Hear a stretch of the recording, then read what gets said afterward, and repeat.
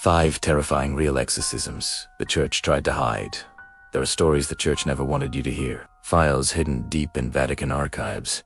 Recordings locked away. Priests silenced. These aren't Hollywood scripts. They're documented cases witnessed by doctors, priests, and even police. Each one follows the same terrifying pattern. A voice that wasn't human, objects moving on their own, and a victim who claimed something was living inside them. Tonight, we uncover the 5 real exorcisms so disturbing. Even the church tried to erase them. Turn off your lights, put on your headphones, and remember every story you're about to hear really happened. 1. The Exorcism of Anneliese Michel, Germany, 1976. It began like any other possession story with a whisper. Anneliese Michel was a 23-year-old student, deeply religious, but struggling with depression and epilepsy. Soon, her behavior became something medicine couldn't explain. She said demons were inside her.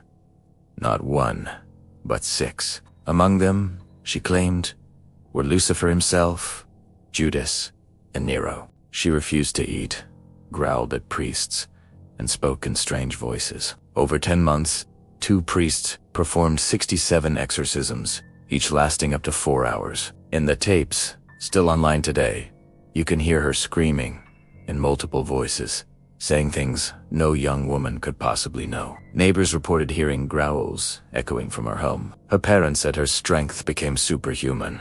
On July 1st, 1976, Anneliese died, weighing only 30 kilograms. The church called it divine intervention. The court called it negligence. But the villagers, they swore they heard her voice again that night, whispering inside the church. Clara Germana Cele, South Africa, 1906. In a mission school in Natal, South Africa, a 16-year-old orphan named Clara confessed something that terrified her priest. She said she had made a pact with the devil. Soon after, she began speaking perfect Latin and German languages she'd never heard before. Witnesses said she could reveal people's deepest secrets, even those whispered silently. During the exorcism, she screamed in multiple voices and fought with a strength that took 6 men to restrain her. Then, in front of over 170 witnesses, she levitated 5 feet above the ground for nearly 2 minutes. One priest shouted, "In the name of Christ, leave her." Clara fell to the floor and began to cry. The next morning, she said she could finally feel sunlight again. What terrified everyone most wasn't the possession. It was her final words before fainting. He said he'll come back when the stars bleed. 3.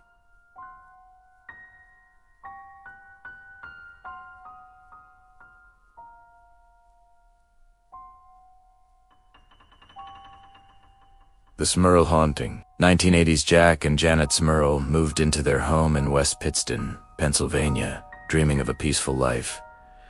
But from the first week, something was wrong. The walls bled with foul smells. Footsteps echoed in the hallways when no one was home. Their daughter claimed a black figure stood over her bed at night, whispering. Even their dog was found one morning, floating in midair. Ed and Lorraine Warren, famous paranormal investigators, were called to help. They claimed a powerful demon was feeding on the family's fear. Over time, the entity became violent, scratching, biting, even attacking in their sleep.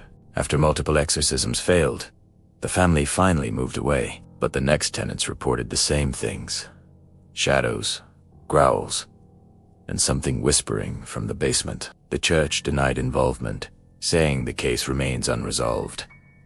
The Warrens called it one of the darkest hauntings they ever faced. 4. The real Exorcist case.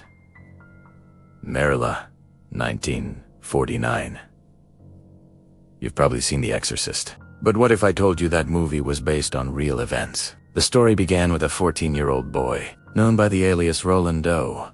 After trying to contact his deceased aunt using a Ouija board, he started hearing scratching noises inside the walls, like claws dragging on wood. Furniture began moving by itself. Roland's bed would shake violently each night. Soon, words appeared carved into his skin: hell, evil, and go. The priests performing the exorcism said the boy's eyes rolled back, completely white. During one session, a hospital cross ripped from the wall and flew across the room. It took 30 exorcisms before it finally stopped. The final session ended when Roland screamed, "I am Michael," and collapsed. The priest said the Archangel Michael had driven the demon out. The boy lived a quiet life, after that married, had children, but to this day, his family refuses to talk about what happened in that hospital room. 5. The Tanacu.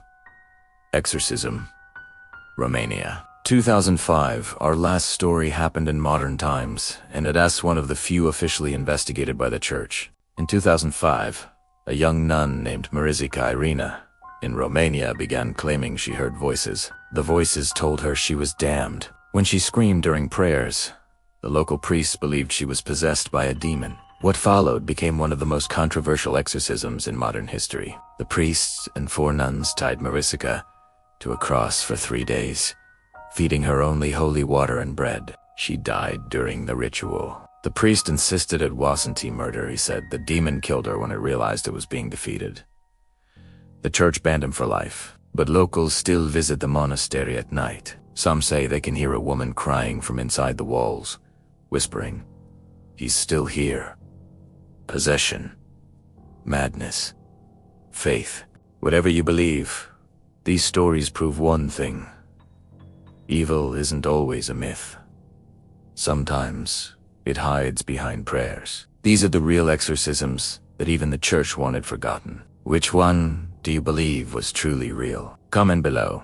And if you want more horrifying true stories, subscribe to Fortune Trail, where we uncover the darkest corners of the world, one story at a time. Sleep tight, if you can.